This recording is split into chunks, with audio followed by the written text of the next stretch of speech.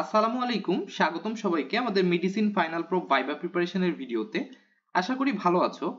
তবে medicine final প্রোফের ভাস্টনেসের কথা ভাবতে গেলে আমরা আর খুব একটা ভালো থাকতে পারি না। এত এত cases, table viva, report, ECG, x-ray, pictorial, এত সব একই দিনে পুরো মেডিসিন কিভাবে যে ফেস করব সেটা ভাবতেই আসলে ভয় লাগে। তবে তুমি যদি একটু অ্যানালাইসিস করো দেখবা পুরো মেডিসিনে আসলে 20টা টপিক। ট্রাস্ট মি, এই 20টা টপিকে কিন্তু ঘুরে ফিরে কেস, ভাইবা, ডেটা, ইসিজি এরকম বিভিন্ন জায়গাতে আমাদের টিচাররা আস্ক করেন। তাই আমাদের প্রাইমারি টার্গেট থাকবে এই 20টা টপিককে কভার করা। এরই মধ্যে হেমাটোলজির একটা অত্যন্ত গুরুত্বপূর্ণ টপিক হচ্ছে আয়রন ডেফিসিয়েন্সি অ্যানিমিয়া। আমরা আজকে আয়রন ডেফিসিয়েন্সি অ্যানিমিয়া থেকে প্রিভিয়াস 2 ইয়ার্সে আমাদের সিনিয়রদেরকে যে ভাইবা প্রশ্নগুলো ধরা হয়েছে সেগুলো এবং প্রিভিয়াস 5 ইয়ার্সে এই টপিক থেকে যে রিটেন প্রশ্নগুলো এসেছে সেগুলো সলভ করার চেষ্টা করব। আর পাশাপাশি আমরা একটা সিবিসি রিপোর্ট কিভাবে স্টেপ বাই স্টেপ ইন্টারপ্রেট করতে হয় সেটা বলার চেষ্টা করব। তবে সিবিসি তে আসলে হিউজ ইনফরমেশন, প্রচুর ইনফরমেশন, একই দিনে সেটা কভার করাটা টাফ হবে। এই জন্য আমরা আজকে আরবিসির উপরে ফোকাসটা রাখবো। মোর স্পেসিফিক্যালি আমরা মাইক্রোসাইটিক হাইপোক্রোমিক অ্যানিমিয়ার উপরে আমাদের ফোকাসটা রাখার চেষ্টা করব। শর্ট কেসেও খুব কমনলি অ্যানিমিয়া থাকতে পারে, যেটা আমরা থার্ড ইয়ার থেকেই শিখে আসছি। লোয়ার পালপেব্রাল কনজাংটিভাতে দেখবো টাঙে গ্লসাইটিস আছে কিনা, অ্যাঙ্গুলার চিলোসিস বা স্টোমাটাইটিস আছে কিনা, হাতের পামার ক্রিজে কোনো প্যালর আছে কিনা, ক্যাপিলারি রিফিলিং টাইম দেখবো, সোলে দেখবো এবং জেনারেলাইজড স্কিন কন্ডিশন দেখবো। এভাবে আমরা অ্যানিমিয়া দেখে ফেলতে পারি। এটা আমরা সবাই জানি এবং রেলেভেন্ট কোশ্চেনগুলো আমাদের ডিসকাশনের সাথে মিলে যাবে। সো শর্ট কেস নিয়ে আমরা এক্সট্রা কোনো টাইম ওয়েস্ট করতে যাচ্ছি না, আমরা সরাসরি রিপোর্টে চলে যাই। একটা সিবিসি রিপোর্ট হাতে পাওয়ার পরে আমরা শুরুতেই হেমোগ্লোবিন লেভেল দেখব, যেটা অ্যাডাল্ট মেলের ক্ষেত্রে লেস দেন 13 গ্রাম পার ডেসিলিটার এবং অ্যাডাল্ট ফিমেলে যদি লেস দেন 12 গ্রাম পার ডেসিলিটার হয় তখন আমরা মোটামুটি শিওর যে তার অ্যানিমিয়া আছে। তখন আমরা কিন্তু অন্য কোনো কিছুর দিকে না তাকাই, সরাসরি রেড সেল ইন্ডিসেসের দিকে তাকাবো, অর্থাৎ এমসিভি, এমসিএইচ, এমসিএইচসির দিকে তাকাবো। এমসিভি মানে হলো মিন কর্পাসকুলার ভলিউম, যেটা 76 থেকে 96 ফেমটোলিটার হয়ে থাকে। বেশি হলে ম্যাক্রোসাইটিক, কম হলে মাইক্রোসাইটিক এবং নর্মাল হলে নর্মোসাইটিক বলে থাকি। অর্থাৎ একটা আরবিসির সাইজ কতটুকু, সেটা কি নর্মাল নাকি বড় নাকি ছোট সেটা আমরা বুঝতে পারি। এটার ভিত্তিতে কজোলজিও কিন্তু ডিফারেন্স হয়ে যাবে। এবং এমসিএইচ মানে হলো মিন কর্পাসকুলার হিমোগ্লোবিন, যেটা আমরা 27 থেকে 32 পিকোগ্রাম হয়ে থাকে সাধারণত। কম হলে হাইপোক্রোমিক, নর্মাল থাকলে আমরা নর্মোক্রোমিক বলে থাকি। এটা বোঝায় একটা ইন্ডিভিজুয়াল আরবিসির ভেতরে কতটুকু হিমোগ্লোবিন আছে। অর্থাৎ হিমোগ্লোবিনের কনসেন্ট্রেশনকে আমরা আরবিসি কাউন্ট দিয়ে ভাগ করলে একটা আরবিসিতে কতটুকু হিমোগ্লোবিন আছে সেটা বুঝতে পারি। এটার ভিত্তিতে আমরা হাইপোক্রোমিক নাকি নর্মোক্রোমিক সেটা বলে থাকি এবং কজোলজি এটার ভিত্তিতেই কিন্তু পার্থক্য হয়ে থাকে। আর আরেকটা আছে মিন কর্পাসকুলার হিমোগ্লোবিন কনসেন্ট্রেশন। এটা তাহলে কি, এটা দিয়ে আসলে কি বোঝায়? এটা দিয়ে আসলে অক্সিজেন ক্যারিং ক্যাপাসিটি আমরা বুঝতে পারি। যেমন আমরা যদি প্রথম দুইটা টেস্ট টিউবের দিকে তাকাই, আমাদের দেখে মনে হতে পারে এখানে আরবিসির পরিমাণ বেশি আছে, হিমোগ্লোবিনের পরিমাণ বেশি আছে, তার মানে এটার অক্সিজেন ক্যারিং ক্যাপাসিটি বেশি। আসলে বিষয়টা সেরকম না। আমাদের হয়তো হেমাটোক্রিটের কথা মনে আছে সবার। হেমাটোক্রিট মানে হলো একটা টেস্ট টিউবের ভেতরে আমরা যদি হোল ব্লাড রেখে দিই তখন কি হবে, আরবিসিটা নিচে জমা থাকবে এবং এই আরবিসিটা টোটাল অ্যামাউন্টের কত পার্সেন্ট জায়গা দখল করছে সেটাই হচ্ছে আমাদের হেমাটোক্রিট। তার মানে এখানে হেমাটোক্রিট কম, এখানে হেমাটোক্রিট বেশি। তো আমরা যখন হিমোগ্লোবিনের পরিমাণকে হেমাটোক্রিট দিয়ে ভাগ করব সেটাই হচ্ছে এমসিএইচসি। এটা ইন্ডিকেট করে যে এই দুইটা টেস্ট টিউবে ধরলাম এখানে 10 গ্রাম হেমোগ্লোবিন আছে, এখানে 20 গ্রাম হেমোগ্লোবিন আছে। এটার হেমাটোক্রিট 30, এটার হেমাটোক্রিট 60। এখন ভাগ করলে কিন্তু আমরা আলটিমেটলি দুইটা সেমই পাবো এমসিএইচসি। তার মানে ইন্ডিকেট করে দুইটার অক্সিজেন ক্যারিং ক্যাপাসিটি কিন্তু সেম।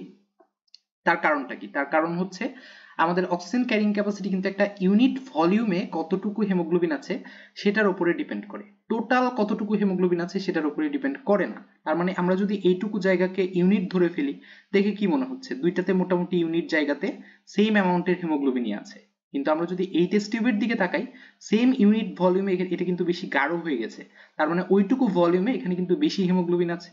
তো আমরা যখন হেমাটোক্রিট দিয়ে ভাগ করব এই ডিফারেন্সটা কিন্তু আমরা বুঝতে পারবো এবং এটাই আমাদের অক্সিজেন ক্যারিং ক্যাপাসিটিকে কিন্তু নির্ধারিত করে দেবে। তার মানে আমাদের যে আজকের টার্গেট মাইক্রোসাইটিক হাইপোক্রোমিক অ্যানিমিয়া, সেখানে এমসিভি, এমসিএইচ, এমসিএইচসি তিনটাই কম থাকবে। এবং এটার কজ কি সেটা আমরা সবাই জানি, আমরা সিটা বা ইটাস দিয়ে মনে রাখতাম। Iron deficiency anaemia, thalassaemia, sideroblastic anaemia, anaemia of chronic disease এবং সাথে ক্রনিক ব্লাড লস বা হেমোলাইসিসও আমরা ইনক্লুড করতে পারি।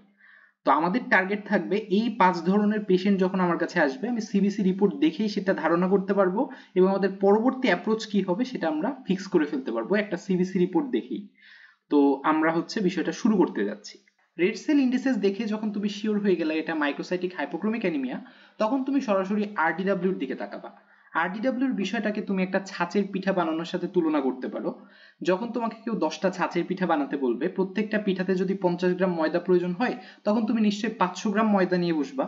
এখন তুমি যদি কম ময়দা নিয়ে বসো, দেখা যাচ্ছে কেউ তোমাকে বললো যে ময়দা কিছুটা কম আছে, তখন তোমাকে কি করতে হবে? 10টা পিঠা বানানোর সময় প্রত্যেকটাতে কিছু কম কম ময়দা দিতে হবে। এখন আন্দাজে দিতে গেলে কোনো পিঠা ছোট হয়ে যাবে, কোনো পিঠা নর্মাল থাকবে।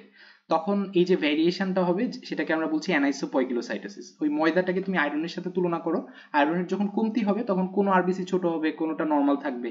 তখন তাদের শেপের মধ্যে একটা ভ্যারিয়েশন দেখা যাবে, সাইজে ভ্যারিয়েশন দেখা যাবে, যেটাকে আমরা বলছি অ্যানাইসোপয়কিলোসাইটোসিস। তার মানে ছোট আরবিসি থাকবে কয়েকটা, বড় আরবিসি থাকবে আরো কয়েকটা, এরকম একটা ভ্যারিয়েশন দেখা যাবে, যেটাকে আমরা বলছি রেটসেন ডিস্ট্রিবিউশন হোয়াইট।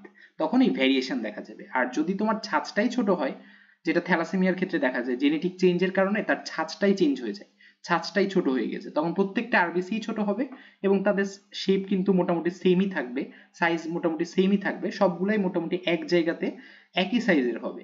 এই জন্য থ্যালাসেমিয়াতে আমরা খুব বেশি ডিস্ট্রিবিউশন হোয়াইট দেখতে পাই না, সবগুলো একই সাইজের। আর এখানে দেখা যাচ্ছে কোনোটা ছোট কোনোটা বড়, এরকম সাইজের হয়ে থাকে। তো তুমি যখন দেখবে এটা নর্মাল ভ্যালু হচ্ছে 11.5 থেকে 14.5, যদি 14.5 এর চাইতে বেশি হয়ে যায় তখন তুমি বুঝে নিবে এটা আয়রন ডেফিসিয়েন্সি অ্যানিমিয়া।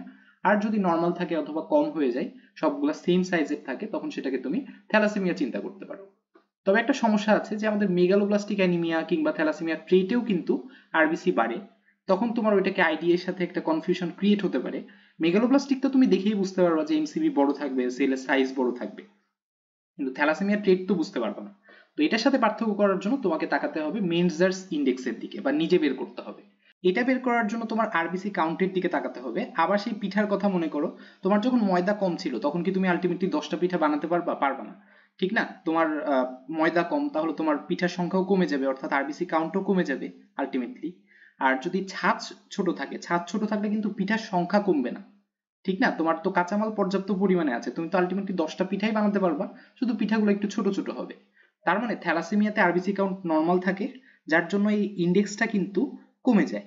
আর ডেফিসিয়েন্সিতে আরবিসি কাউন্ট কমে যায়, যার জন্য এই ইন্ডেক্সটা বেড়ে যায়। তুমি যদি দেখো যে এই ইন্ডেক্সটা মোর দেন 13, তখন তুমি শিওর হয়ে যাবে এটা আয়রন ডেফিসিয়েন্সি অ্যানিমিয়া। আর না হলে তুমি বুঝবে যে অন্য যা ইচ্ছা হতে পারে, আমরা থ্যালাসেমিয়া বা থ্যালাসেমিয়া ট্রেট চিন্তা করতে পারি। এগুলাতে আমাদের ইন্ডেক্সটা লেস দেন 13 থাকবে, তাহলে এই মেনজার্স ইন্ডেক্স দেখে তুমি কনফার্ম হয়ে যাবে এটা আয়রন ডেফিসিয়েন্সি অ্যানিমিয়া কিনা। এই সিবিসি রিপোর্ট থেকে তুমি আয়রন ডেফিসিয়েন্সি অ্যানিমিয়া এবং থ্যালাসেমিয়া সম্পর্কে ধারণা পেলেও বাকিগুলো সম্পর্কে কিন্তু খুব একটা ধারণা পাওনি। বাকিগুলো সম্পর্কে ধারণা পেতে হলে তোমাকে রেটিকুলোসাইট কাউন্ট দেখতে হবে, যেটা আমরা সুপ্রাভাইটাল স্টেন দিয়ে দেখে থাকি। এটা থেকে আমরা বুঝি যে আমাদের সমস্যাটা কি বোন ম্যারোতে নাকি কোনো পেরিফেরাল কজের জন্য অ্যানিমিয়া হচ্ছে। আমরা জানি আমাদের iron deficiency anaemia, thalassaemia, sideroblastic anaemia এগুলো বোন ম্যারোতে প্রবলেম, আর ক্রনিক ব্লাড লস, হেমোলাইসিস এগুলো হচ্ছে পেরিফেরিতে প্রবলেম। তো এটা ডিফারেন্সিয়েট করার জন্য আমরা রেটিকুলোসাইট কাউন্ট দেখে থাকি। আমরা জানি যত সময় যায়, যত ম্যাচিউর হয় মানুষের ক্ষেত্রে সে তত বড় হতে থাকে, কিন্তু আরবিসির ক্ষেত্রে যত সময় যায় যত ম্যাচিউর হয় তত ছোট হতে থাকে, এবং আলটিমেটলি সবচেয়ে ছোট যে ফর্মটা সেটাই ম্যাচিউর আরবিসি, সেটাই সার্কুলেশনে আসে। আর তার জাস্ট আগের ধাপটা হচ্ছে রেটিকুলোসাইট। এটাও কিছুটা আসতে পারে, তবে এটা কখনোই 2% কে ক্রস করে না। যখন কোনো কারণে সার্কুলেশনে ঘাটতি দেখা যাবে, তখন দেখা যাচ্ছে আমাদের বোন ম্যারো যদি ভালো থাকে, তখন সে চিন্তা করবে আমি সেই ইম্যাচিউর জিনিসগুলোকেই বের করে দিই, অর্থাৎ খুব তাড়াতাড়ি সে তার কাছে যা আছে সেগুলোই বের করে দেয়, অর্থাৎ ম্যাচিউর আরবিসি বানাতে আরো বেশি টাইম লাগবে, সেই টাইমটা সে ওয়েস্ট না করে সে রেটিকুলোসাইটগুলোকেই সার্কুলেশনে পাঠিয়ে দেয়। তার মানে এটা ইন্ডিকেট করে যখন আমরা সার্কুলেশনে রেটিকুলোসাইট বেশি পাবো, বিশেষ করে 2% এর চাইতে যখন বেশি পাবো, তখন আমরা বুঝবো যে তার বোন ম্যারো ভালো আছে, কিন্তু তার পেরিফেরিতে কোনো কারণে অ্যানিমিয়া দেখা যাচ্ছে। সেটা কি জন্য হতে পারে? হেমোলাইসিসের জন্য হতে পারে, অথবা ব্লাড লসের জন্য হতে পারে। ক্রনিক ব্লাড লস কেন হতে পারে? বুকওয়ার্ম ইনফেস্টেশন, অথবা ব্লিডিং পেপটিক আলসার ডিজিজ, অথবা কোনো গ্যাস্ট্রিক বা কোলোনিক বা duodenal carcinoma, inflammatory বায়োল disease, diverticulosis কিংবা অ্যানজিওডিসপ্লেসিয়া। এগুলোর জন্য তার যদি সার্কুলেশনে ঘাটতি দেখা যায়, তখন তার বোন ম্যারোটা ভালো থাকলে বোন ম্যারো চিন্তা করবে যে ম্যাচিউর আরবিসি এত কষ্ট করে না বানাই, আমার কাছে যে রেটিকুলোসাইট আছে সেগুলোকেই আমি সার্কুলেশনে বের করে দিই। তখন আমরা যখন সুপ্রাভাইটাল স্টেন দিয়ে রেটিকুলোসাইট কাউন্ট দেখবো, সেটাকে আমরা বেশি পাবো, 2% এর চাইতে বেশি পাবো। আর যদি নর্মাল বা কম পাই, তখন আমরা চিন্তা করবো যে তার অ্যানিমিয়া, তারপরেও এটা নর্মাল বা কম, তার মানে নিশ্চয়ই তার বোন ম্যারোতে কোনো প্রবলেম আছে, সে চাইলেও বেশি বেশি রেটিকুলোসাইটকে সার্কুলেশনে পাঠাতে পারছে না। তার মানে আমাদের বোন ম্যারোতেই সমস্যা। কি সমস্যা হতে পারে? আয়রন ডেফিসিয়েন্সি অ্যানিমিয়া, থ্যালাসেমিয়া অথবা সিডেরোব্লাস্টিক অ্যানিমিয়া।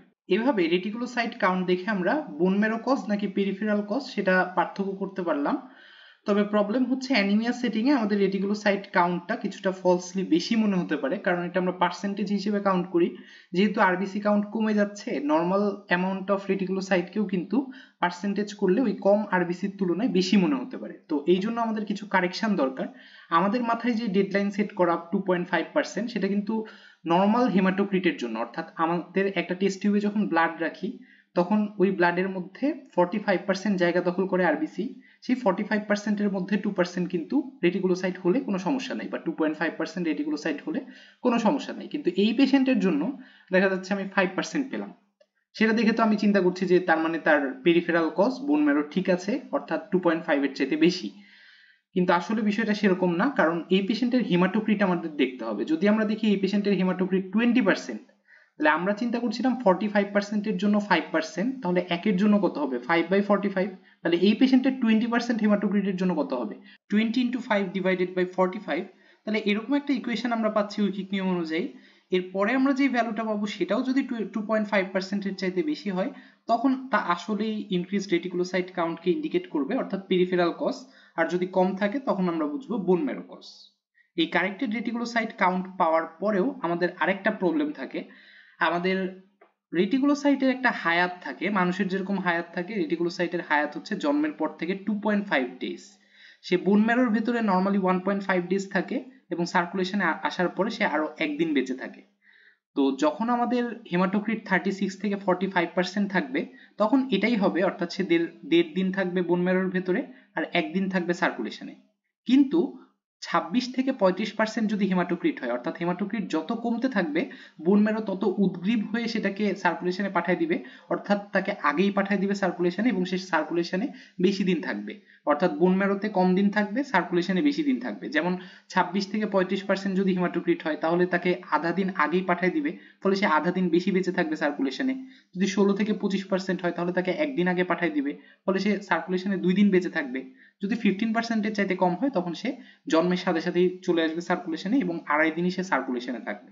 তখন এই যে সে আড়াই দিন সার্কুলেশনে থাকছে সেটা কি তার ভ্যালুতে প্রভাব ফেলবে না? আমাদের বেশি মনে হবে না? তো এই যে বেশি মনে হওয়াটা সেটা যাতে না হয় এই জন্য আমাদের তার এই হায়াতটা দিয়ে ভাগ করতে হচ্ছে। 36 থেকে 45% হলে কিছুই করতে হবে না, কারেক্টেড রেটিকুলোসাইট কাউন্ট দিয়ে আমরা কাজ চালাতে পারি।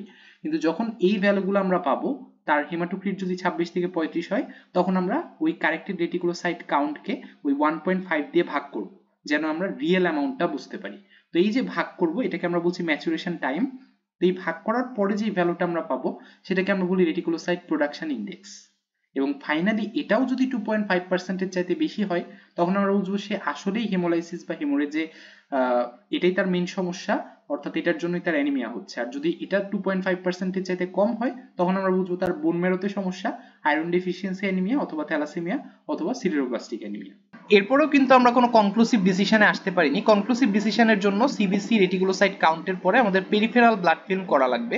পেরিফেরাল ব্লাড ফিল্মে যদি আমরা টার্গেট সেল বেশি পাই, বেজোফিলিক স্টিপলিং পাই, তখন আমরা থ্যালাসেমিয়া চিন্তা করব এবং হেমোগ্লোবিন ইলেকট্রোফোরেসিসের মাধ্যমে সেটাকে কনফার্ম করার চেষ্টা করব। আর যদি ডাইমরফিক পাই, অর্থাৎ কয়েকটা আরবিসি ভালো আছে আর কয়েকটা অ্যাবনর্মাল শেপ দেখা যাচ্ছে, যেগুলোকে আমরা সিডেরোব্লাস্টিক অ্যানিমিয়া চিন্তা করে বোন ম্যারো এক্সামিনেশনের মাধ্যমে কনফার্ম করতে পারি। তাহলে দেখো আমাদের ওই মাইক্রোসাইটিক হাইপোক্রোমিক অ্যানিমিয়া চার্টের মধ্যে থ্যালাসেমিয়া কনফার্ম হয়ে গেল, সিডেরোব্লাস্টিক অ্যানিমিয়া কনফার্ম হয়ে গেল, ক্রনিক ব্লাড লস বা হেমোলাইসিস তো আগেই কনফার্ম হয়ে গেছে রেটিকুলোসাইট কাউন্ট দেখার মাধ্যমে। আমাদের শুধু দুইটা জিনিস বাকি আছে, আইডিএ এবং অ্যানিমিয়া অফ ক্রনিক ডিজিজ। তো এই দুইটার মধ্যে কোনটা সেটা বোঝার জন্য আমাদের সেরাম ফেরিটিন করতে হবে। অর্থাৎ আমি যদি টার্গেট সেল না পাই, বেজোফিলিক স্টিপলিং না পাই, ডাইমরফিক আরবিসি না পাই, তখন তো আমি বুঝবো যে তার থ্যালাসেমিয়াও নাই, তার সিডেরোব্লাস্টিক অ্যানিমিয়াও নাই। আবার রেটিকুলোসাইট কাউন্ট দেখে আমি বুঝে গেছি তার কোনো ক্রনিক ব্লাড লস বা হেমোলাইসিস নাই। তাহলে তার দুইটা অপশন, হয় আইডিএ অথবা অ্যানিমিয়া অফ ক্রনিক ডিজিজ। তো তার আইডিএ আছে কিনা সেটা বোঝার জন্য আমার সেরাম ফেরিটিন করতে হবে, কারণ ফেরিটিনই তো আসলে আয়রনের একটা স্টোরেজ ফর্ম, ঠিক না? তো আয়রন ডেফিসিয়েন্সি হলে তো সেরাম ফেরিটিন কমে যাবে। কতর চাইতে কমে যাবে? 16 বা 12 এর চাইতে কমে যাবে। কিছু বইতে 16, কিছু বইতে 12 লেখা আছে। তো যখন কমে যাবে তখন আমরা বুঝবো এটা আইডিএ। আর যদি নর্মাল থাকে অথবা ইনক্রিজড হয় তখন আমরা বাকি সব এক্সক্লুডেড হয়ে গেছে যে ওগুলা কোনোটাই নাই, তখন জাস্ট একটা অপশনই বাকি থাকবে। আমরা তখন চিন্তা করব অ্যানিমিয়া অফ ক্রনিক ডিজিজ আছে পেশেন্টের। সাথে আইডিএ কনফার্মের জন্য আদার আয়রন প্রোফাইল যদি আমরা করি সেরাম আয়রন কম পাবো, টোটাল আয়রন বাইন্ডিং ক্যাপাসিটি বেশি পাবো। যখন একটা জিনিস কমে যায় তখন তার বাইন্ডিং ক্যাপাসিটি তো বেড়েই যাবে, ঠিক না? এটা তো এমনিতেই বুঝতে পারছো। তবে একটা সমস্যা আছে, সেটা হচ্ছে যে ফেরিটিন দেখেই আমরা সরাসরি যে বলে দিচ্ছি আইডিয়া আছে নাকি নাই, সেটা আসলে কিছু কিছু ক্ষেত্রে বলা যাবে না। কিছু ইনফ্লামেটরি কন্ডিশনে আমাদের ফেরিটিন কিন্তু বেড়ে যায়। তো এমন হতে পারে যে পেশেন্টের আসলে আয়রন ডেফিসিয়েন্সি আছে কিন্তু আমাদের ফেরিটিন বেশি, কারণ তার আরেকটা ইনফ্লামেটরি কন্ডিশন আছে বডিতে। তো আমি যখন দেখবো ফেরিটিন বেশি তখন তো আমি ভাববো যে তার কোনো আয়রন ডেফিসিয়েন্সি নাই, অর্থাৎ একটা কনফিউশন ক্রিয়েট হবে। তো এই কনফিউশন যাতে ক্রিয়েট না হয় এই জন্য সেরাম ফেরিটিনের পাশাপাশি আমাদের ট্রান্সফেরিন স্যাচুরেশন দেখা উচিত। ট্রান্সফেরিন জিনিসটা কি? এটা ফেরিটিন বা আয়রনকে বিভিন্ন জায়গাতে ফেরি করে করে নিয়ে যায়, অর্থাৎ ট্রান্সফার করে। তো এই ট্রান্সফার করার জন্য আয়রন যখন ডেফিসিয়েন্সি থাকে তখন এই গাড়িগুলা খালি থাকবে, অর্থাৎ স্যাচুরেটেড থাকবে না, আনস্যাচুরেটেড থাকবে, অর্থাৎ এই স্যাচুরেশনটা কমে যাবে। যেহেতু ডেফিসিয়েন্সি আছে সে স্যাচুরেটেড থাকবে না, আনস্যাচুরেটেড থাকবে এবং এই স্যাচুরেশনটা কমে যাবে। এই স্যাচুরেশন যদি কম থাকে অর্থাৎ 16% এর চাইতে যদি কম থাকে তখন আমরা বুঝতে পারবো এটা আইডিএ। তখন আর আমাদের ফেরিটিনের উপরে ডিপেন্ড করতে হবে না। ইনফ্লামেটরি কন্ডিশন বডিতে থাকলেও আমাদের টি সেটটা কিন্তু কমই পাবো আমরা আইডিএ এর ক্ষেত্রে। এভাবেও আমরা আইডিএ কে কনফার্ম করতে পারি। আর এটা নরমালি কত থাকে? 20 থেকে 30%। এটার ইকুয়েশনটাও আমরা দেখতে পাচ্ছি, সেরাম আয়রনকে আমরা টিআইবিসি দিয়ে ভাগ করব, আমাদের আয়রন ডেফিসিয়েন্সি সেরাম আয়রন কমে যাবে, টিআইবিসি বেড়ে যাবে, যার ফলে এই টোটাল জিনিসটা কিন্তু কমে যাবে, বুঝাই যাচ্ছে। আরো একটা ওয়ে আছে আমাদের, সেরাম সলিবল ট্রান্সফেরিন রিসিপ্টর। যেটা ট্রান্সফেরিন কি করে, এক জায়গা থেকে আরেক জায়গাতে আয়রন নিয়ে যায়, নিয়ে যেয়ে যেখানে তাকে ডেলিভার করতে হবে সেখানে একটা রিসিপ্টরে যেয়ে বসে, বসার পরে সে তার জিনিসটাকে ডেলিভার করে দেয়। এখন তার মানে ট্রান্সফেরিনের জন্য একটা রিসিপ্টর আছে। এখন যখন ট্রান্সফেরিন স্যাচুরেটেড থাকবে না, গাড়িগুলো খালি থাকবে, তখন তো সে রিসিপ্টরে যেয়ে বসবে না, ঠিক না? তখন বডি চিন্তা করবে যে আমার মনে হয় রিসিপ্টরের সংখ্যা কমে গেছে, এই জন্য ট্রান্সফেরিন আমার কাছে আসছে না। তখন বডি কি করবে, এই সলিবল যে রিসিপ্টর গুলা, এই রিসিপ্টরের পরিমাণ বাড়াই দিবে। অর্থাৎ আয়রন ডেফিসিয়েন্সি অ্যানিমিয়াতে আমাদের এসটিএফআর বা সলিবল ট্রান্সফেরিন রিসিপ্টর বেড়ে যায়, যার ফলে আমরা যদি আরেকটা ক্যালকুলেশন করি, মানে ওভারঅল আমরা ফেরিটিন এসটিএফআর দুইটাকে ইনক্লুড করে যদি একটা ইকুয়েশন করি, STFR divided by log ferritin, ferritin কমে যাচ্ছে, এসটিএফআর বেড়ে যাচ্ছে, তার মানে এই টোটাল রেশিওটা বেড়ে যাবে। আয়রন ডেফিসিয়েন্সি অ্যানিমিয়ার ক্ষেত্রে এটা মোর দেন 2 থাকবে। আর অ্যানিমিয়া অফ ক্রনিক ডিজিজের ক্ষেত্রে যেহেতু ফেরিটিন বেশি থাকে এই জন্য হর বড়, লব ছোট, এই জন্য এটা লেস দেন 1 থাকবে। তো এইভাবে আমরা একটা কনক্লুসিভ ডিসিশনে আসতে পারবো যেটা আইডিএ নাকি অ্যানিমিয়া অফ ক্রনিক ডিজিজ। তাহলে কিন্তু আমরা ওই চার্টের মধ্যে আমরা শুরু করেছিলাম এই মাইক্রো রেড সেল ইন্ডিসেস তিনটাই কমে গেছিল, অর্থাৎ মাইক্রোসাইটিক হাইপোক্রোমিক অ্যানিমিয়া, ওইটার মধ্যে 5টা কজ আমরা দেখেছিলাম। এখন এই টোটাল ইনভেস্টিগেশন গুলো দিয়ে আমরা কিন্তু একটা কনক্লুসিভ ডিসিশনে পৌঁছাতে পারলাম যে এই পেশেন্টের আসলে কোন জিনিসটা আছে। এবার আমরা এই রিলেটেড প্রিভিয়াস 2 ইয়ার্স এর সিনিয়রদেরকে যে ভাইবা প্রশ্নগুলো ধরা হয়েছে সেগুলো দেখে ফেলি। আমরা যখন একটা রিপোর্ট হাতে নিব আমরা ডায়াগনোসিসটা বলবো মাইক্রোসাইটিক হাইপোক্রোমিক অ্যানিমিয়া। তখন আমাদেরকে জিজ্ঞাসা করতে পারে যে কেন এটা মাইক্রোসাইটিক হাইপোক্রোমিক অ্যানিমিয়া, তখন আমি বলবো যে এই পেশেন্টের এমসিভি কম, 76 ফেমটোলিটারের চাইতে কম, এই জন্য এটাকে মাইক্রোসাইটিক বলেছি। আর হাইপোক্রোমিক যদিও আমি আগে বলেছিলাম এমসিএইচ এর উপরে ডিপেন্ড করে, এটা আসলে বেশিরভাগ ক্ষেত্রে এমসিএইচসি এর উপরে ডিপেন্ড করে। অর্থাৎ এমসিএইচসি এর নরমাল ভ্যালু 31 থেকে 35 গ্রাম পার ডেসিলিটার, এটা যখন 31 এর চাইতে কম হবে তখন সেটাকে আমরা হাইপোক্রোমিক বলে থাকি। আর এমসিএইচ ইন্ডিভিজুয়াল আরবিসির ভেতরে কতটুকু হিমোগ্লোবিন আছে সেটা ডিটারমাইন করে আগেই বলেছি, তার মানে একটা আরবিসি কতটুকু অক্সিজেন ক্যারি করতে পারে সেটা এটা দ্বারা ডিটারমাইন করা হয়। আর এমসিএইচসি টোটাল সার্কুলেশনের অক্সিজেন ক্যারিং ক্যাপাসিটিকে ডিটারমাইন করে, তার পাশাপাশি এটা কমে গেলে আমরা সেটাকে হাইপোক্রোমিক অ্যানিমিয়াও বলে থাকি। তাহলে কেন মাইক্রোসাইটিক কেন হাইপোক্রোমিক সেটা তো বললাম। এখন আমাদেরকে মাইক্রোসাইটিক হাইপোক্রোমিক অ্যানিমিয়ার কজ জিজ্ঞাসা করতে পারে, আমরা এই চার্টটা পুরোটা বলে দিব, সিটা বা ইটাসের যে কজগুলা সেগুলো বলে ফেলবো। এরপরে আমাদেরকে জিজ্ঞাসা করতে পারে এটা কেমন ধরনের অ্যানিমিয়া, মাইল্ড নাকি সিভিয়ার। সেই ক্ষেত্রে আমাদের হেমোগ্লোবিনের অ্যামাউন্টের উপরে তাকাতে হবে। একটা ক্লিনিক্যাল ক্লাসিফিকেশন আছে অ্যানিমিয়ার, আমরা জানি 12 এর নিচে গেলে তো অ্যানিমিয়া, ঠিক না? তো এটা যখন 9 থেকে 12 গ্রাম পার ডেসিলিটার থাকে হেমোগ্লোবিন তখন সেটাকে আমরা মাইল্ড অ্যানিমিয়া বলে থাকি। 6 থেকে 9 গ্রাম পার ডেসিলিটার হলে মডারেট অ্যানিমিয়া বলে থাকি। আর 6 গ্রাম পার ডেসিলিটারের চাইতে কম হলে সেটাকে আমরা সিভিয়ার অ্যানিমিয়া বলে থাকি। এখন ওই পেশেন্টের যত ভ্যালু থাকবে সেটার উপর ভিত্তি করে আমরা বলবো এটা মাইল্ড নাকি মডারেট নাকি সিভিয়ার। এরপর আমাদেরকে জিজ্ঞাসা করতে পারে মাইক্রোসাইটিক হাইপোক্রোমিক অ্যানিমিয়ার সাথে আরডিডব্লিউ বেশি এবং হাই রাইজ অফ ইএসআর আছে, তাহলে কজ কি হতে পারে? তো আমরা তো জানি যে মাইক্রোসাইটিক হাইপোক্রোমিক অ্যানিমিয়ার ওই 5টা কজ। এখন এর মধ্যে রেজড আরডিডব্লিউ দেখলেই তো আমরা চিন্তা করব ক্রনিক ব্লাড লস অথবা হেমোলাইসিস, আমাদের 5টা থেকে একটাতে নেমে আসলো। এখন হেমোলাইসিস বা ক্রনিক ব্লাড লস তো এই কারণগুলোর জন্য হতে পারে। এখন আমাদের আরো একটা ক্লু বাকি আছে, সেটা হচ্ছে যে হাই রাইজ অফ ইএসআর। এখন দেখতে হবে এই কজগুলোর মধ্যে কোনটাতে ইএসআর অনেক বেড়ে যায়। তো haemolysis, hookworm, bleeding PUD, carcinoma, এগুলোর মধ্যে কার্সিনোমাতে কিন্তু ইএসআর অনেক বেশি বেড়ে যায়। তখন আমরা বলবো যে এই পেশেন্টের ডায়াগনোসিস হতে পারে গ্যাস্ট্রোইন্টেস্টিনাল কার্সিনোমা। তাহলে মাইক্রোসাইটিক হাইপোক্রোমিক অ্যানিমিয়ার সাথে যখন হাই রাইজ অফ ইএসআর এবং রেইজড আরডিডব্লিউ থাকবে তখন আমরা ডায়াগনোসিস হিসেবে গ্যাস্ট্রোইন্টেস্টিনাল কার্সিনোমা বলতে পারি। আর ফিজিওলজিতে একটা জিনিস আমরা পড়েছিলাম, সেটা হচ্ছে অ্যানিমিয়াতে আমাদের ইএসআর বেড়ে যায় আর পলিসাইথেমিয়াতে ইএসআর কমে যায়। তো আমরা একটু আগে যখন হেমাটোক্রিট বলছিলাম যে একটা টেস্ট টিউবের ভিতরে ব্লাড রাখলে আরবিসিটা নিচে পড়ে যায়, তো আমরা যখন নিচ থেকে 0 হিসেবে কাউন্ট করতে থাকবো আরবিসি কত পর্যন্ত গেছে, সেটা হবে আমাদের হেমাটোক্রিট। কিন্তু ইএসআর কিন্তু আমরা উপর থেকে কাউন্ট করি। এখন যখন আমাদের অ্যানিমিয়া হবে তখন আরবিসি নিশ্চয়ই বেশি তলানিতে পড়ে যাবে। এখন আমরা উপর থেকে কাউন্ট করতে গেলে আরবিসিতে রিচ করতে আমাদের অনেক দেরি হবে বা অনেক বেশি ডিস্টেন্স হবে। এই জন্য অ্যানিমিয়াতে দেখবা যে ইএসআর বেড়ে যায় আর পলিসাইথেমিয়াতে কিন্তু ইএসআর কমে যায় আরবিসি বাড়া কমার কারণে। এটাই তার মেকানিজম, এখানে ডিটেলসের কিছু নাই। এরপরে আমাদেরকে জিজ্ঞাসা করতে পারে আরডিডব্লিউ দেখে আমরা কি বুঝবো। এটা আমরা অনেকবার বলে ফেলেছি আগেই যে আরডিডব্লিউ দেখে আমরা কি বুঝবো, এখানে বিষয়টা রিপিট করছি না। আরডিডব্লিউ রেটের যত কথা বলেছি এটা এখানে আসবে, অর্থাৎ কখন আরডিডব্লিউ বাড়ে কখন কমে এই জিনিসগুলো আমরা বলতে পারবো।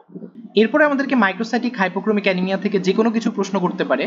তো কমনলি আমাদেরকে সিডেরোব্লাস্টিক, তারপর অ্যানিমিয়া অফ ক্রনিক ডিজিজ, এগুলো থেকে খুব একটা প্রশ্ন করা হয় না। আমাদেরকে আয়রন ডেফিসিয়েন্সি এবং থ্যালাসেমিয়া থেকেই প্রশ্ন করা হয়। তো অলরেডি আমি থ্যালাসেমিয়া সম্পর্কে একটা ভিডিও দিয়েছি, সেটা তোমরা আগে দেখে ফেলতে পারো। আর আজকের ভিডিওতে আমরা আয়রন ডেফিসিয়েন্সি অ্যানিমিয়া নিয়ে সোললি আলোচনা করব। তো এখানে প্রশ্ন করতে পারে আয়রন অ্যাবজর্পশন কোথায় হয়। আমার উচিত ছিল টোটাল মেকানিজমটা দেখানো, কিন্তু এটা করতে গেলে ভিডিওটা একটু লম্বা হয়ে যাবে, তখন তোমরা আবার ভিডিওটা দেখবা না। এই জন্য আমি এটার আনসারটা শুধু বলে দিই যে আয়রন অ্যাবজর্পশন হয় ডিওডেনামে এবং আপার পার্ট অফ দ্য জেজুনামে বা প্রক্সিমাল জেজুনামে। আয়রন ডেফিসিয়েন্সি অ্যানিমিয়ার কজ যদি আমরা দেখি, যে হতে পারে ব্লাড লস হচ্ছে যার জন্য আয়রন ডেফিসিয়েন্সি দেখা যাচ্ছে, অথবা তার কোনো কারণে ডিমান্ড বেড়ে গেছে, এবং আদার বিভিন্ন কজ আছে। তো কি কারণে ব্লাড লস হতে পারে? আমাদের দেশে ব্লাড লসের একটা অন্যতম কারণ হচ্ছে হুকওয়ার্ম ইনফেস্টেশন, আর সারা বিশ্বে সিস্টোসোমিয়াসিস একটা অন্যতম কারণ। তো হুকওয়ার্মের জন্য আইডিএ হয়। অনেক সময় আমাদেরকে জিজ্ঞাসা করে যে কোন ওয়ার্মের জন্য আইডিএ হয়, তাহলে আমরা বুঝে গেলাম হুকওয়ার্ম বা অ্যাঙ্কাইলোস্টোমা বা নিকেটর আমেরিকানা, এগুলোর জন্য কিন্তু আমাদের আইডিএ হয়। হুকওয়ার্মের আরেক নাম কি? অ্যাঙ্কাইলোস্টোমা ডিউডেনালি অথবা নিকেটর আমেরিকানা। তো এগুলোর জন্য আইডিএ হয়ে থাকে। সাথে আমাদের রেলেভেন্ট প্রশ্ন করতে পারে যে ভিটামিন বি12 ডেফিসিয়েন্সি কে করে। ভিটামিন বি12 ডেফিসিয়েন্সি করে ডাইফাইলোবোট্রিয়াম ল্যাটাম, যেটাকে আমরা ফিশ টেপ ওর্ম বলে থাকি। আবার জিজ্ঞাসা করতে পারে সার্জিক্যাল ইম্পর্টেন্স আছে এমন একটা ওর্মের নাম বলো, সেটা হচ্ছে রাউন্ড ওর্ম বা অ্যাশকারিস লাম্ব্রিকয়েডস। তো ওইটা কি করে? আমাদের ইন্টেস্টিনাল অবস্ট্রাকশন করতে পারে অথবা বাইল ডাক্টে অবস্ট্রাকশন করতে পারে। তাহলে পেটের ভেতরে কি কি ওর্ম হয় সেটা কিন্তু আমরা পড়ে ফেললাম। এরপরে ব্লাড লসের আরেকটা অন্যতম কারণ হচ্ছে আমাদের ফিমেলদের মেনস্ট্রুয়াল ব্লাড লসের জন্য কিন্তু তাদের ব্লাড লস হচ্ছে, যার জন্য আয়রন ডেফিসিয়েন্সি অ্যানিমিয়া হতে পারে। এই জন্য কোনো একটা ফিমেল যদি আসে আমার কাছে, আমি খুব একটা ওয়ারিড হই না। মানে আমাদের কাছে যখন একটা ফিমেল অ্যানিমিয়া নিয়ে আসবে আমরা কিন্তু খুব একটা ওয়ারিড হব না। তো কেন? কারণ তার মেনস্ট্রুয়াল ব্লাড লসের জন্য তার আয়রন ডেফিসিয়েন্সি অ্যানিমিয়া হতে পারে। তবে একটা পোস্ট মেনোপজাল উইমেনে কিন্তু আমরা এই ফিজিওলজিক্যাল কজটা চিন্তা করব না, যেহেতু তার মেনস্ট্রুয়েশন হয় না। তখন তার যেহেতু বয়সও বেশি, আমরা কিন্তু তখন ম্যালিগনেন্সি চিন্তা করতে পারি সবার আগে, এবং তখন আমাদেরকে একটু ভয় পেতে হবে। এরপরে আদার কজেস অফ ব্লাড লস আমরা অলরেডি পড়ে ফেলেছি, bleeding peptic ulcer disease, gastrointestinal malignancy, inflammatory bowel disease, diverticulosis কিংবা অ্যানজিওডিসপ্লেসিয়া। তো এগুলো আমরা আলাদাভাবে পড়েছিলাম, কিন্তু এগুলো আসলে আলটিমেটলি আয়রন ডেফিসিয়েন্সি অ্যানিমিয়া করার মাধ্যমেই আমাদের মাইক্রোসাইটিক হাইপোক্রোমিক অ্যানিমিয়া করে। এই জন্য যখন আমরা অন্যান্য বইতে বিভিন্ন চার্ট পড়ি তখন জাস্ট 4টা কজ লেখা থাকে, এগুলো লেখা থাকে না, তার কারণ এগুলো আলটিমেটলি আয়রন ডেফিসিয়েন্সি করে। আমরা আরডিডব্লিউর কনসেপ্ট বা রেটিকুলোসাইটের কনসেপ্ট বোঝার জন্য এগুলোকে আলাদা একটা নাম দিয়েছিলাম, যে হেমোলাইসিস অথবা ক্রনিক ব্লাড লস। এছাড়া আমাদের ডিমান্ড বেড়ে যাওয়ার কারণেও কিন্তু আয়রন ডেফিসিয়েন্সি হতে পারে, যেমন পিউবার্টির সময় ডিমান্ড বেড়ে যায়, প্রেগন্যান্সিতে ডিমান্ড বেড়ে যায়, পার্চুরেশনের সময় ডিমান্ড বেড়ে যায়, কিংবা ল্যাকটেশনে ডিমান্ড বেড়ে যায়। এগুলোর জন্য আমাদের আয়রন ডেফিসিয়েন্সি হতে পারে। আদার বিভিন্ন কজ আছে, কেউ যদি খাওয়া দাওয়া ঠিক মতো না করে, নিউট্রিশনাল ডেফিসিয়েন্সি যদি হয়, কিংবা খাচ্ছে ঠিক আছে কিন্তু অ্যাবজর্পশন হচ্ছে না, সিলিয়াক ডিজিজ, ট্রপিক্যাল ফ্লু আছে, অথবা একটা ইম্পর্টেন্ট কথা হচ্ছে আমরা যখন আয়রন খাই সেটাকে আমরা ফেরাস ফর্মে খাই, পরবর্তীতে সেটা পেটের ভিতরে ফেরিক ফর্মে কনভার্ট হতে হয়, যার ফলে যেখানে আমাদের অ্যাসিডিক পিএইচটা প্রয়োজন হয়, অর্থাৎ হাইড্রোক্লোরিক অ্যাসিডের দরকার হয়, এবং তারপরে ফেরিক আয়নটা আমাদের অ্যাবজর্পশনে সাহায্য করে, অর্থাৎ অ্যাবজর্পশনের জন্য আমাদের ফেরিক আয়ন লাগবে, ফেরাস আয়নটা অ্যাবজর্পশন হতে পারবে না। তো আমরা যদি অনেকদিন ধরে পিপিআই খাই তখন তো আর হাইড্রোক্লোরিক অ্যাসিডটা আসতে পারবে না, ঠিক না? তখন আমাদের অ্যাসিডিক পিএইচটা পাবো না, এই কনভার্সনটা হবে না, যার ফলে অ্যাবজর্পশন হবে না। আবার কারো যদি গ্যাস্ট্রেক্টমি করা থাকে তখনও হাইড্রোক্লোরিক অ্যাসিড থাকবে না, যার ফলে এই কনভার্সনটা হবে না, যার ফলে অ্যাবজর্পশন কমে যাবে। এই সবগুলা কারণে কিন্তু আমাদের আয়রন ডেফিসিয়েন্সি হতে পারে। তাহলে আয়রন কোথায় অ্যাবজর্পশন হয়, কেন আয়রন ডেফিসিয়েন্সি অ্যানিমিয়া হয়, এবং আমাদের ওই রোগীর জন্য কি কি কজ হতে পারে সেটা আমরা ওই রোগীকে দেখে চিন্তা করতে পারি, সে ফিমেল নাকি মেল নাকি পোস্ট মেনোপজাল উইমেন, সেগুলো দেখতে পারি। পোস্ট মেনোপজাল উইমেনে কি কারণে হয় সেটা বললাম, এবং পেটে কি কি ওয়ার্ম হয়, কোনটা আইজিএ করে, কোনটা ভিটামিন বি12 ডেফিসিয়েন্সি করে, কোনটার সার্জিক্যাল ইম্পর্টেন্স আছে, এগুলো আমরা বলে ফেলেছি। এরপরে আমরা হিস্ট্রি এবং এক্সামিনেশন সম্পর্কে কথা বলবো। আয়রন ডেফিসিয়েন্সি অ্যানিমিয়ার সিমটম হিসেবে আমরা প্রথমে অ্যানিমিয়ার সিমটম পাবো এবং সেটার অনসেট এবং ডিউরেশন জিজ্ঞাসা করে নিব। অ্যানিমিয়ার সিমটম আমরা সবাই জানি, generalised weakness, lethargy, fatigue, palpitation, dizziness, effort intolerance এবং ল্যাসিটিউড। এবং আন্ডারলাইন কোনো ডিজিজ যেটার জন্য তার ক্রনিক ব্লাড লস হচ্ছে সেরকম কোনো ডিজিজ আছে কিনা জিজ্ঞাসা করে নিব, যেমন হেমোরয়েডের জন্য তার কনস্টিপেশন বা হেমাটোকেজিয়া থাকতে পারে। ইনফ্লামেটরি বাউল ডিজিজের কথা চিন্তা করে তার কোনো অ্যাবডোমিনাল পেইন বা ব্লাডি ডায়রিয়া আছে কিনা। পেপটিক আলসার ডিজিজের কথা চিন্তা করে তার বার্নিং অ্যাবডোমিনাল পেইন আছে কিনা বা পেপটিক আলসার ডিজিজের হিস্ট্রি আছে কিনা জিজ্ঞাসা করব। ম্যালঅ্যাবজর্পশন সিনড্রোমের কথা চিন্তা করে আমরা স্টিয়াটোরিয়া বা ক্রনিক ডায়রিয়ার কোনো ফিচার আছে কিনা। ম্যালিগন্যান্সির কথা চিন্তা করে আমরা anorexia, weight loss, abdominal pain আছে কিনা জিজ্ঞাসা করে নিব। ডিসফেজিয়া থাকলে আমরা প্লামার ভিনসন সিনড্রোম চিন্তা করব, এটা সম্পর্কে একটু পরে কথা বলবো। এবং অনেক সময় আয়রন ডেফিসিয়েন্সি অ্যানিমিয়ার সাথে history of injection of non nutritious substance থাকতে পারে, যেটাকে আমরা পাইকা বলে থাকি, অর্থাৎ সে অনেক সময় কাগজ খাবে, মাটি খাবে, সিমেন্ট খাবে, এই ধরনের জিনিসগুলোকে আমরা বলি পাইকা। এবং তার অনেক সময় রাতের বেলা পাতে অস্বস্তি হতে পারে, যার জন্য সে পা বেঁধে রাখে এবং ঘুমাতে পারে না, যেটাকে আমরা বলি রেস্টলেস লেগ সিনড্রোম। এগুলো থাকতে পারে। এবং পাস্ট হিস্ট্রিতে আমি জিজ্ঞাসা করবো তার কোনো গ্যাস্ট্রিক বা ইন্টেস্টিনাল সার্জারি হয়েছিল কিনা, যেটা তার অ্যাবজর্পশনে হ্যাম্পার করতে পারে। এবং তার ডায়েটারি হিস্ট্রি নিতে হবে, সে আয়রন কন্টেনিং ফুডগুলো ঠিকঠাকভাবে খায় কিনা। এখন পাস্ট হিস্ট্রিতে আমি অনেক সময় মেডিকেল বিভিন্ন ডিজিজ যেমন rheumatoid arthritis, chronic kidney disease বা ম্যালিগনেন্সি আছে কিনা এগুলো জিজ্ঞাসা করতে পারি। এগুলো আসলে আয়রন ডেফিসিয়েন্সি অ্যানিমিয়ার জন্য না, অ্যানিমিয়া অফ ক্রনিক ডিজিজের জন্য আমরা জিজ্ঞাসা করতে পারি। ম্যালিগনেন্সি অবশ্য আয়রন ডেফিসিয়েন্সি অ্যানিমিয়ার সাথে সোললি রিলেটেড, তো এটা আমরা আগেই জিজ্ঞাসা করে ফেলেছি। তো এগুলো আমরা জিজ্ঞাসা করতে পারি একটা ডিডি এক্সক্লুশনের পয়েন্ট হিসেবে। ড্রাগ হিস্ট্রিতে আমরা এনএসএইড খাই কিনা জিজ্ঞাসা করব, যেটা আমাদের ব্লিডিং পেপটিক আলসার ডিজিজ করতে পারে। মেনস্ট্রুয়াল হিস্ট্রি ফিমেলের জন্য খুবই গুরুত্বপূর্ণ, মেনোরেজিয়া আছে কিনা দেখবো, যেটা আমাদের অ্যানিমিয়া করতে পারে। অবস্টেটিক হিস্ট্রিতে রিপিটেড চাইল্ড বার্থের জন্য তার ডিমান্ড বেড়ে যেতে পারে, যেটা তাকে অ্যানিমিয়ার দিকে নিয়ে যাবে, এবং অনেক সময় অ্যানিমিয়া থাকলে তার অবস্ট্রাক্টেড লিভার থাকতে পারে। এছাড়া আরেকটা ডিডি যেহেতু থ্যালাসেমিয়া, এটার কথা চিন্তা করে আমরা family history of consanguineous marriage, history of repeated blood transfusion এগুলো জিজ্ঞাসা করতে পারি। এরপর আমরা যখন এক্সামিনেশন করব তখন আমরা প্যালর পাবো অবশ্যই, অ্যাঙ্গুলার স্টোমাটাইটিস, চিলোসিস, গ্লসাইটিস। নেইলে আমরা থিন এবং ব্রিটেল পাবো। নেইলে আমরা কোইলোনাইকিয়া পেতে পারি অ্যাডভান্সড স্টেটে, এবং পেশেন্ট যদি অ্যানিমিক হার্ট ফেলিয়ারে চলে যায় তখন রেস, জেভিপি, ইডিমা, টিকিকার্ডিয়া এগুলো পেতে পারি। আর ওই যে একটা ডিডি থ্যালাসেমিয়া, এই জন্য আমরা জন্ডিস পেতে পারি, মঙ্গলয়েড পেশিস পেতে পারি, কিংবা হেপাটোস্প্লেনোমেগালি পেতে পারি। এগুলো যদি পাই তখন আমরা আয়রন ডেফিসিয়েন্সি অ্যানিমিয়া চিন্তা না করে বরং থ্যালাসেমিয়া চিন্তা করব, যেহেতু এটা মাইক্রোসাইটিক হাইপোক্রোমিক অ্যানিমিয়া, এই জন্য এগুলোও লিখে ফেললাম। এরপর আমরা যখন অ্যাবডোমেন এক্সামিনেশন করব তখন আমরা লাম্প পেতে পারি কার্সিনোমার ফিচার হিসেবে, এবং সিভিএস এক্সামিনেশন করলে আমরা সিস্টোলিক ফ্লো মারমার পেতে পারি, কিংবা বাইল্যাটারাল বেজাল ক্রিপিটেশন পেতে পারি অ্যানিমিক হার্ট ফেলিয়ারের ফিচার হিসেবে। তো এগুলো আমরা হিস্ট্রিতে পাবো। তাহলে হিস্ট্রিতে কি কি নিব, সাইন সিমটম কি কি থাকবে সেগুলো আমরা বলে ফেললাম, আইডি এর ফিচার বা ক্লিনিক্যাল ফিচার কি থাকবে সেটা বলে ফেললাম। জেনারেল এক্সামিনেশনে কি পাবো, হাতে কি পাবো, এগুলো সব আমরা বলে ফেলেছি। আমরা বলেছিলাম আমরা প্লামার ভিনসন সিনড্রোম নিয়ে কথা বলবো, যেটার আরেক নাম প্যাটারসন ব্রাউন কেলি সিনড্রোম। যখন সিভিয়ার আয়রন ডেফিসিয়েন্সি অ্যানিমিয়ার সাথে ডিসফেজিয়া থাকে due to post cricoid web এবং কোলোনাইকিয়া অথবা গ্লসাইটিস থাকে, তখন এই ট্রায়াডটাকে আমরা প্লামার ভিনসন সিনড্রোম বলে থাকি। এবং পেশেন্টের যেহেতু ইসোফেজিয়াল সিমটম ডিসফেজিয়া থাকে, এই জন্য পেশেন্ট ইএনটি ডিপার্টমেন্টে আগে যেতে পারে। তো এটা ট্রিটমেন্টটা কি, আমরা প্রথমে ওরাল আয়রন দিব, ফেরাস সালফেট 300 mg করে 3 বেলা, ভিটামিন সি দিব, প্রয়োজনে ব্লাড ট্রান্সফিউশন দিতে পারি যেহেতু তার সিভিয়ার অ্যানিমিয়া আছে, এবং প্রয়োজনে আইভি আর আয়রন থেরাপি দিতে পারি। এভাবে অ্যানিমিয়া কন্ট্রোল করতে পারি। অ্যানিমিয়া যদি কন্ট্রোল হয়ে যায় তাহলে তার ওয়েবগুলো এমনিতেই ক্লিয়ার হয়ে যাবে এবং পেশেন্ট সোয়ালো করতে পারবে। এবং এটা বোঝার জন্য আমাদের ফলো আপ এন্ডোস্কোপি করতে হবে অবশ্যই। তবে যদি ক্লিয়ার না হয় ওয়েবগুলো, তখন আমাদের ওয়েবগুলোকে ডায়ালাটেশন করতে হতে পারে। এটা হচ্ছে আমাদের প্লামার ভিনসন সিনড্রোমের ট্রিটমেন্ট। তো আমাদের প্রশ্ন করতে পারে যে ডিসফেজিয়া পেলে সেটা কি হবে, সেটা প্লামার ভিনসন সিনড্রোম হবে, সেটা ট্রিটমেন্টটা কি আমরা বলে ফেলেছি। আইডি এর জন্য কোন সিনড্রোম হয়, প্লামার ভিনসন সিনড্রোম কি, কি ট্রিটমেন্ট দিই সেখানে, আইডি এর পেশেন্ট কেন ইএনটি স্পেশালিস্টের কাছে গেল, এগুলো আমরা বলে ফেললাম। এরপরে আমরা ইনভেস্টিগেশন সম্পর্কে কথা বলবো। ইনভেস্টিগেশন আসলে আমরা আগেই বলে ফেলেছি, তারপরে এখানে আমরা জাস্ট আয়রন ডেফিসিয়েন্সি অ্যানিমিয়ার জন্য যে ইনভেস্টিগেশন সেগুলো মেনশন করে যাচ্ছি, যে আমরা সিবিসি রিপোর্টে হিমোগ্লোবিন কমবে, রেড সেল ইন্ডিসেস কমবে, আরডিডব্লিউ বাড়বে, মেনজার্স ইনডেক্স বাড়বে, রেটিকুলোসাইট কাউন্ট আমরা বলেছিলাম যে এটা বোন ম্যারো কজ নাকি পেরিফেরাল কজ সেটা ডিফারেন্সিয়েট করার জন্য। তো আইডিয়া কিন্তু বোন ম্যারোর জন্যও হতে পারে, অর্থাৎ আয়রন ডেফিসিয়েন্সির জন্যও হতে পারে বোন ম্যারোতে সমস্যা, অথবা পেরিফেরিতে দেখা যাচ্ছে ক্রনিক হেমোরেজের জন্য আলটিমেটলি আয়রন ডেফিসিয়েন্সি হতে পারে। তো এটা কার জন্য হচ্ছে সেটা তুমি ডিফারেন্সিয়েট করতে পারবা। পেরিফেরাল ব্লাড ফিল্মে আমরা আগেই বলেছি অ্যানাইসোপয়কিলোসাইটোসিস আমরা পাবো, কিন্তু কি কি পাবো সেটা হয়তো আগে বলিনি। পেন্সিল সেল পাবো, ইলিপ্টিক্যাল সেল পাবো, টিয়ারড্রপ সেল পাবো এবং অল্প পরিমাণে টার্গেট সেল পাবো। টার্গেট সেল বেশি পেলে থ্যালাসেমিয়া চিন্তা করতাম, কিন্তু অল্প পেলে আমরা আয়রন ডেফিসিয়েন্সি অ্যানিমিয়া চিন্তা করতে পারি। এরপরে ওই যে আমরা বলেছিলাম যে আমাদের হাতে দুইটা অপশন বাকি আছে, একটা আয়রন ডেফিসিয়েন্সি অ্যানিমিয়া এবং অ্যানিমিয়া অফ ক্রনিক ডিজিজ। সেটা ডিফারেন্সিয়েট করার জন্য আমরা সেরাম ফেরিটিন করব। তো টাকা পয়সা বেশি থাকলে আমরা পুরো আয়রন প্রোফাইলটাই করে ফেলতে পারি। সেরাম আয়রন কমবে, সেরাম ফেরিটিন কমবে এবং টিআইবিসি বাড়বে। আয়রন যেহেতু কমে যাচ্ছে, জায়গা খালি হয়ে যাচ্ছে, ফলে বাইন্ডিং ক্যাপাসিটি বেড়ে যাচ্ছে। সবগুলোর নরমাল ভ্যালু এখানে দেয়া আছে, তার কারণ হলো পরীক্ষায় এগুলো জিজ্ঞাসা করা হয়েছে। আর আয়রন প্রোফাইল বললে আমরা এই তিনটা বলে চুপ করে থাকবো। এরপরে আমরা পার্সেন্ট স্যাচুরেশন অফ ট্রান্সফেরিন এটা আলাদাভাবে বলবো। এটা কমে যাবে আয়রন ডেফিসিয়েন্সি অ্যানিমিয়ার ক্ষেত্রে। তো এখানে আমি আর কোনোটারই এক্সপ্লেনেশন দিব না, কারণ সবগুলোর এক্সপ্লেনেশন আমরা শুরু থেকে দিয়ে কমপ্লিট করে ফেলেছি। এরপরে আমরা এই পর্যন্ত ভাইবার জন্য সীমাবদ্ধ থাকবো। এরপরে আমরা রিটেনে খাতায় লিখতে পারি যে রেড সেল প্রোটোপরফাইরিন লেভেল বেড়ে যাবে। বোন ম্যারো এক্সামিনেশন করতে পারি আমরা প্রুশিয়ান ব্লু স্টেইন দিয়ে, সেখানে ম্যারো আয়রন কমে গেছে কিনা দেখতে পাবো। এবং এসটিএফআর বাই লগ ফেরিটিন করলে মোর দেন 2 পাবো, এটা আয়রন ডেফিসিয়েন্সি অ্যানিমিয়া ইন্ডিকেট করে। লেস দেন 1 হলে anaemia of chronic disease indicate করে। তো এখানে আমি জাস্ট আয়রন ডেফিসিয়েন্সি অ্যানিমিয়ার ফাইন্ডিংস গুলোকে লেখার চেষ্টা করেছি।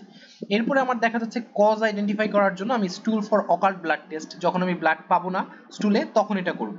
যদি আমি দেখা যাচ্ছে যে মেলেনা পাই তখন আপার জি এন্ডোস্কোপি, দেখা যাচ্ছে হেমাটোকেজিয়া পেলে কোলোনোস্কোপি, অর্থাৎ তার প্রেজেন্টেশনের ভিত্তিতে আমি তাকে ইনভেস্টিগেশন প্ল্যান করব। কেউ মেলেনা নিয়ে আসলে তাকে আমি কোলোনোস্কোপি দিব না, আবার দেখা যাচ্ছে হেমাটোকেজিয়া নিয়ে আসলে তাকে আমি আপার জি এন্ডোস্কোপি দিব না। অর্থাৎ পেশেন্টের ইনভেস্টিগেশন আমি প্ল্যান করব অ্যাকর্ডিং টু প্রেজেন্টেশন। তো এখান থেকে আমাদেরকে ইনভেস্টিগেশন ফাইন্ডিং জিজ্ঞাসা করতে পারে। কনফার্ম করার জন্য আমরা আলটিমেটলি কি করেছি, পেরিটিন করেছি, ঠিক না? অর্থাৎ আয়রন প্রোফাইল দিয়ে আমি আয়রন ডেফিসিয়েন্সি অ্যানিমিয়া কনফার্ম করেছি, পিভিএফ দিয়ে না। তারপরে আইডিএ এর জন্য কনফার্মেটরি টেস্ট কোনটা আমরা বললাম, আমরা আয়রন প্রোফাইল করব। পিভিএফ ফাইন্ডিং বলেছি, আইডিএ থ্যালাসেমিয়ার ক্লাসে আমি বলেছি, সেটা দেখতে পারো। আয়রন প্রোফাইলগুলো বললাম এবং আয়রন প্রোফাইলের সব লেভেলগুলো আমি এখানে বললাম, যেগুলো আমাদেরকে মুখস্থ করতে হবে। এরপরে আমরা আয়রন ডেফিসিয়েন্সি অ্যানিমিয়ার ট্রিটমেন্ট সম্পর্কে আলোচনা করব। যেহেতু আয়রন ডেফিসিয়েন্সি, তাহলে আয়রন সাপ্লিমেন্টেশন দিতে হবে। শুরুতে আমরা ওরাল দিব। ওরাল হিসেবে আমরা ফেরাস সালফেট 200 মিলিগ্রাম দিনে 3 বার 3 থেকে 6 মাস দিব। যদি এটা দেওয়ার পরে কারো ডিসপেপসিয়া বা বাওয়েল অ্যাবনরমালিটির মতো ইনটলারেন্স ডেভেলপ করে, তখন আমরা এটার ডোজটা কমায় ফেলতে পারি, অথবা এটা সুইচ করে ফেরাস গ্লুকোনেট অথবা ফেরাস অ্যাসকর্বেট দিতে পারি। আর যদি কারো ওরাল দেওয়ার পরে একদম ইনটলারেন্স অথবা কাজ করছে না, অথবা তার এমন কোনো গ্যাস্ট্রোইন্টেস্টিনাল ডিজিজ আছে যেমন ইনফ্লামেটরি বায়োল ডিজিজ, যেটা তাকে অ্যাবজর্পশনে বাধা দিচ্ছে, তখন আমরা আর ওরাল দিলে হবে না, তখন প্যারেন্টেরাল আয়রন দিতে হবে। এরকম একটা ইকুয়েশন অনুযায়ী হিসাব করে দিতে হবে। তো আগে আমাদের আয়রন ডেক্সট্রান দেয়া হতো, যেটা অ্যালার্জিক রিঅ্যাকশন করে, বিপি কমায় ফেলে। তো এটা এই জন্য বর্তমানে অবসোলেট হয়ে গেছে। আমরা বর্তমানে ফেরিক কার্বক্সি মাল্টোজ দিই 750 মিলিগ্রাম, আজকে একবার দিলে 7 দিন পরে আরেকবার দিতে হবে, অথবা আয়রন সুক্রোজ দিতে পারি 200 মিলিগ্রাম 2 to 3 ডেজ অল্টারনেটে। শুধু আয়রন দিলেই হবে না, আয়রন অ্যাবজর্পশনের জন্য আমাদের ভিটামিন সি দিতে হবে। আর একটা কথা মাথায় রাখতে হবে, অ্যানিমিয়ার পেশেন্ট আসলেই যে আমরা ব্লাড দিয়ে দিব, বিষয়টা কিন্তু আসলে সঠিক না। অ্যানিমিয়ার যে কোনো পেশেন্টকে ব্লাড দেওয়া যাবে না। ব্লাড ট্রান্সফিউশনের ইন্ডিকেশন হচ্ছে যদি পেশেন্ট অ্যানিমিক হার্ট ফেলারে চলে যায়, অথবা সেরেব্রাল হাইপোক্সিয়া ডেভেলপ করে, কিংবা কন্টিনিউয়াস ব্লাড লস হতে থাকে, কিংবা মেজর সার্জারি হবে, এমন একটা পেশেন্টের ক্ষেত্রে আমরা ব্লাড ট্রান্সফিউশন করতে পারি। আর যেহেতু ব্লাড লসের একটা ইম্পর্টেন্ট কজ ছিল হেলমিন বা হুকওয়ার্ম, এই জন্য তাকে সিঙ্গেল ডোজ থায়াবেন্ডাজল অ্যান্টি হেলমিনথিক দিতে হবে। আর অবশ্যই আন্ডারলাইং কজকে ট্রিট করতে হবে, না হলে যতই আয়রন দিই না কেন সেটা কিন্তু আসলে কাজ করবে না। তাহলে ট্রিটমেন্ট কি দিব, প্যারেন্টারিলি দিব কিনা, আমরা শুরুতে ওরালি দিব, তারপরে সেটা কাজ না করলে, ইনটলারেন্ট হলে বা জিআই ডিজিজ থাকলে তখন প্যারেন্টারিলি দিব। এরপরে ফাইনালি আমাদের লাস্ট ভাইবা প্রশ্ন, আইডিএ এর সাথে থ্যালাসেমিয়ার পার্থক্য কি? যেহেতু আমরা আয়রন ডেফিসিয়েন্সি অ্যানিমিয়া, থ্যালাসেমিয়া দুইটারই সেপারেট দুইটা ক্লাস পেয়ে গেলাম, এই দুইটাকে ডিফারেন্সিয়েট করা আমাদের জন্য খুব একটা কঠিন কাজ হবে না। তবে আমি এগুলো আর ডিসক্রাইব করব না, পুরো ক্লাসে এগুলো ডিসক্রাইব করেছি। দেখো এইজ কোনটা কোন এজে হয়, কোনটার ক্ষেত্রে কি সিমটম থাকে, এক্সামিনেশন করলে কোনটার ক্ষেত্রে কি পাবো, ইনভেস্টিগেশন তো আজকে পুরোটা বলে ফেললাম, আরডিডব্লিউ কেমন থাকবে, মেনজার্স ইনডেক্স কেমন থাকবে, পিবিএফ এ কোনটাতে কি পাবো, আয়রন প্রোফাইলের অবস্থা কি হবে, সেরাম আয়রন বাড়বে কেন, এটা অনেকের মাথায় প্রশ্ন আসতে পারে। বারবার ব্লাড দেওয়ার কারণে থ্যালাসেমিয়ার পেশেন্টে কিন্তু আয়রন বাড়তে পারে বা ফেরিটিন বাড়তে পারে, তো এটা একটু মাথায় রাখতে হবে। এবং পার্সেন্ট স্যাচুরেশন 16% চাইতে কম হলে আইডিএ, বেশি হলে থ্যালাসেমিয়া। হিমোগ্লোবিন ইলেকট্রোফোরেসিস করে আমরা থ্যালাসেমিয়া কনফার্ম করি, যেটা আইডিএ তে নরমাল থাকে। এই টোটাল চার্টটা আশা করি তুমি বুঝতে পারবা। তো এইভাবে আমরা ভাইভা কোশ্চেনগুলো কিন্তু সলভ করে ফেললাম। এরপর আমরা আয়রন ডেফিসিয়েন্সি অ্যানিমিয়া থেকে যে রিটেন প্রশ্নগুলো প্রিভিয়াস 5 ইয়ার্সে এসেছে সেগুলো দেখে ফেলি। রিসেন্ট প্রফগুলোতে কিন্তু আয়রন ডেফিসিয়েন্সি অ্যানিমিয়া থেকে প্রশ্ন আসছে। তো এখান থেকে আমরা টোটাল 3টা প্রশ্ন দেখতে পাচ্ছি, খুব ইজি, যে প্যালর আছে, ডিজনেস আছে, লিথার্জি আছে, উইকনেস আছে, পালপিটেশন আছে, এই ধরনের এক্সারশন আর ডিজনিয়া আছে। এই ধরনের সিমটম দেখে তো তুমি বুঝবা যে হ্যাঁ এটা অ্যানিমিয়া হতে পারে। সাথে প্রত্যেকটাতে আমাদেরকে বলা আছে যে এখানে কোইলোনাইকিয়া আছে কিংবা গ্লসাইটিস এবং কোইলোনাইকিয়া আছে। তো এটা দেখে তুমি শিওর হয়ে যাবা যে এটা আয়রন ডেফিসিয়েন্সি অ্যানিমিয়া। এরপরে তুমি কি কি হিস্ট্রি নিবা, কি কি এক্সামিনেশন করবা, কি কি ইনভেস্টিগেশন করবা, কিভাবে ম্যানেজ করবা, এই সবগুলা কিন্তু আমরা বলে ফেলেছি। কি ক্লিনিক্যাল ইনফরমেশন নিবা সেটাও আমরা বলে ফেলেছি, ইনভেস্টিগেশন, ট্রিটমেন্ট, এগুলো আমরা বলে ফেলেছি। তো এছাড়া আরেকটা প্রশ্ন আছে এখানে, প্রভিশনাল ডায়াগনোসিস বলবা আয়রন ডেফিসিয়েন্সি অ্যানিমিয়া। এখানে বলা আছে 6টা ইম্পর্টেন্ট কোশ্চেন করো যেটার মাধ্যমে তুমি কজটা এক্সপ্লোর করতে পারবা। তো সেখানে কিন্তু এই জিনিসগুলো বলা যাবে না, সিমটমস অফ অ্যানিমিয়া এগুলো তো প্রশ্নেই বলা আছে, এবং এটা দেখে কিন্তু আমরা কজ আইডেন্টিফাই করতে পারবো না। কজের জন্য আমরা এই প্রশ্নগুলো করব, অর্থাৎ কনস্টিপেশন, হেমাটোগেজিয়া আছে কিনা হেমোরয়েডের জন্য, এই ধরনের প্রশ্নগুলো আমরা করব কজ জানার জন্য। ডিসফেজিয়া এগুলোও খুব একটা লাগবে না, আমরা এগুলো জিজ্ঞাসা করতে পারি, সার্জারি হয়েছিল কিনা, কারণ গ্যাস্ট্রেকটমি একটা কজ হতে পারে। তারপরে দেখা যাচ্ছে ডায়েটারি হিস্ট্রিও জিজ্ঞাসা করতে পারি, এটাও তার ম্যাল নিউট্রিশনও একটা কজ হতে পারে, ঠিক না? তো এই ধরনের কজগুলো আমরা হিস্ট্রি থেকে আইডেন্টিফাই করতে পারি। এরপরে জিজ্ঞাসা করেছে ফার্স্ট লাইন ইনভেস্টিগেশন কি হবে, সেই ক্ষেত্রে তুমি এই পেজের যে ইনভেস্টিগেশন সেগুলো সবই লিখে দিতে পারো, ঠিক আছে? কিন্তু এগুলো লেখার দরকার নাই, রেড সেল, প্রোটোপরফাইরিন লেভেল, এই সব জিনিসপত্র লেখার দরকার নাই। তুমি আয়রন প্রোফাইল পর্যন্ত সবকিছু ফার্স্ট লাইন ইনভেস্টিগেশন হিসেবে লিখে দিতে পারো। আর second line investigation to identify the underlying cause, সেই ক্ষেত্রে তুমি জাস্ট এই 3টা লিখতে পারো, stool for occult blood test, upper G endoscopy এবং কোলোনোস্কোপি। তাহলে আজকের ক্লাসে আমাদের যেটা টার্গেট ছিল আয়রন ডেফিসিয়েন্সি অ্যানিমিয়া থেকে written, viva, report, short case সবগুলো কভার করা, সেটা আশা করি আমরা করতে পেরেছি, এবং আমরা একটা সিবিসির ইন্টারপ্রিটেশন সম্পর্কে আলোচনা করেছি। আজকে আপাতত এই পর্যন্তই। ধন্যবাদ সবাইকে। আসসালামু আলাইকুম।